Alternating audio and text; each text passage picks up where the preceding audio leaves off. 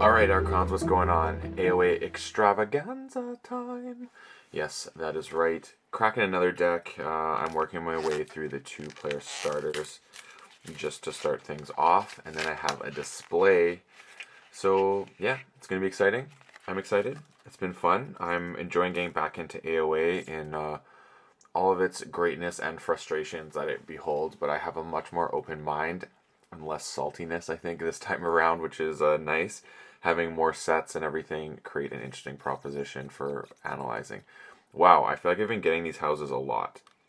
Brobnar, Logos, Untamed, which kind of sucks because this means this deck, again, is not going to have a lot of Ember control, which I'm not a huge fan of, but I'm trying to learn how to appreciate the fact that that exists. So, this one is, that's funny, Pock Picket, the Sage of Anti-Set.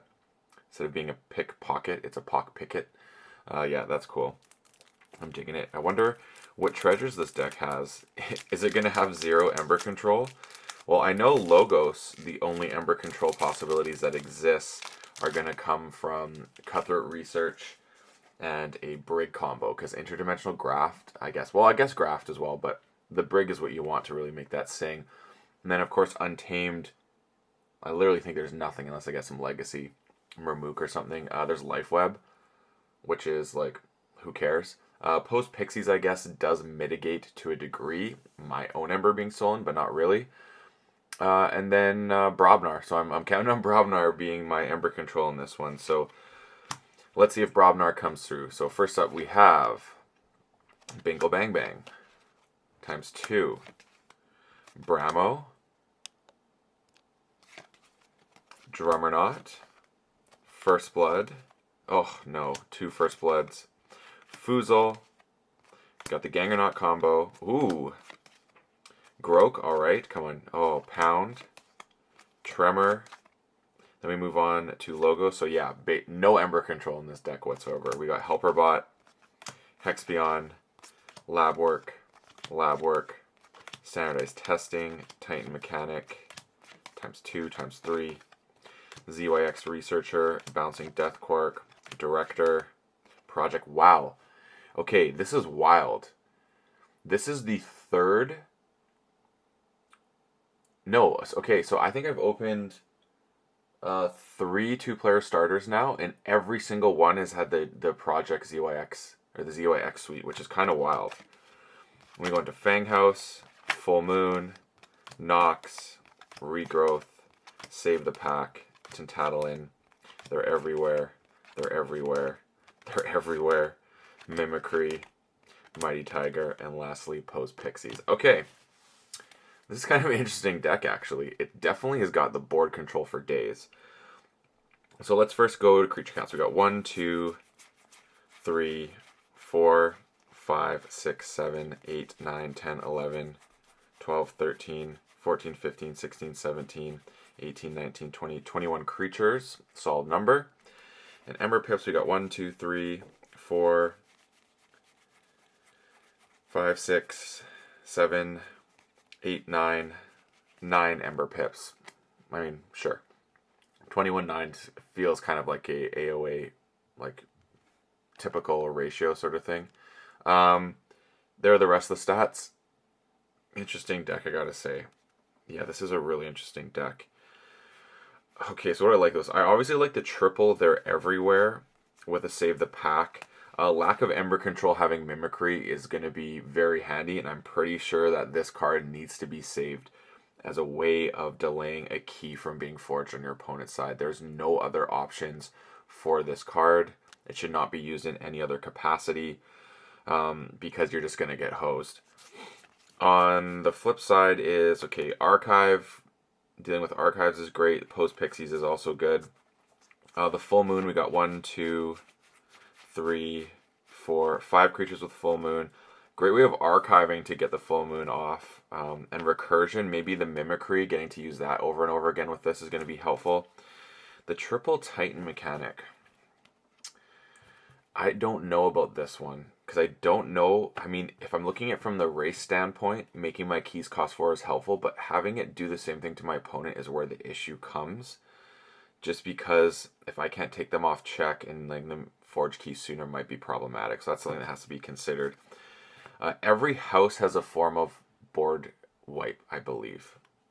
I know that there's, yeah, let me just check. I can't remember if there's one in here. Oh, no, there isn't. But, I mean, the Bingo Bang Bang kind of counts. But, I mean, both Untamed. The Untamed, oh yeah, I didn't even say this. I'm getting so much of this combo. The Save the Pack, they're everywhere. So, that's pretty tight. So, and there's like a lot of ways I'm going to make this go off. So, I'm really liking that. The regrowth is great. Might not be actually that I'm regrowthing anything from Untamed, potentially. Death Quark's good, lots of board control, lots of archiving. Helperbot Mimicry. Yeah, I'm liking that.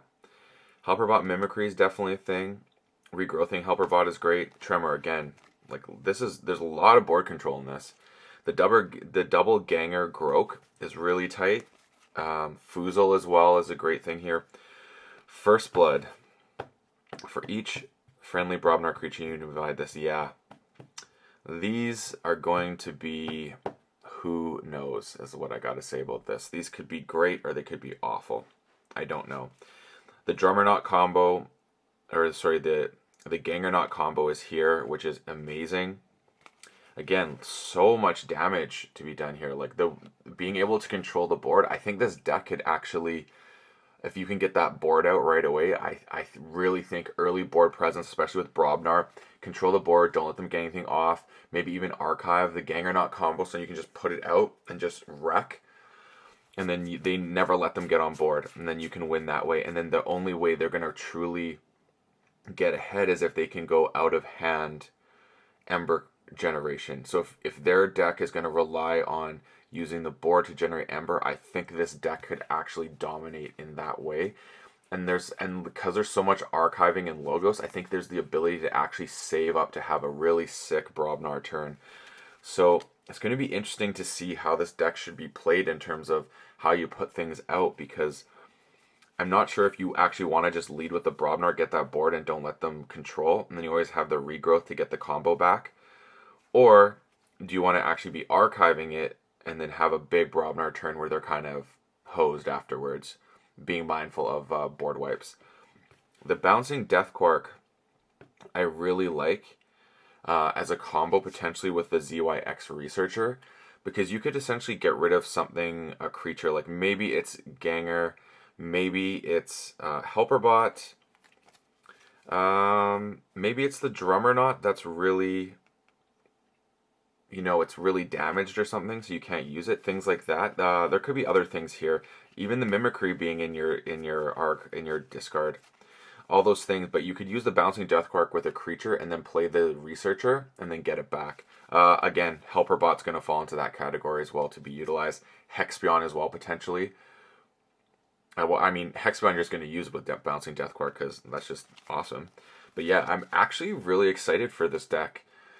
I find it very interesting. I keep pulling this exact house combination, but mainly these two, Logos and Untamed. It's very interesting they keep coming together, and I find it interesting that Brobnar has been here as well, because my resentment towards Brobnar because of Worlds Collide, I don't think is something that is hidden. It's been shown, and I'm actually appreciating playing Brobnar in this set. And I gotta say that this is very interesting. I'm enjoying the learning and the quest of understanding how to play these decks with less Ember. I'm very much appreciating it and having a new passion for stuff like this. So I'm very excited to play this deck on stream on Tuesday. Please come join me and let me know what you think as well, because it's going to be a fun one. And yeah, let's find out if this deck can actually have some legs. So as always, everyone, may your Ember never be stolen and your keys forged promptly. Have a good one.